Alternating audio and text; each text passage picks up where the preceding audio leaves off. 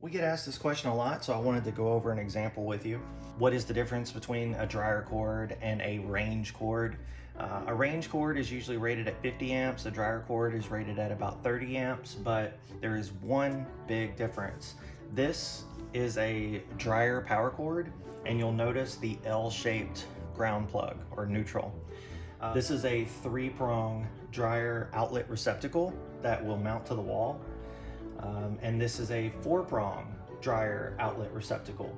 You can tell by the L-shaped ground or neutral on the plug. What we have here is a 3-prong range outlet. You can tell by the straight neutral. Go ahead and take a look behind your appliance. Take a look behind the dryer. Unplug the plug and take a look at what you need, because the outlet that is in the wall behind your appliance will ultimately determine what power cord is needed for your appliance. So please let us know if you have any other questions. We'll be happy to demonstrate or show you anything you want to know. We are Supply and Demand, the repair brand.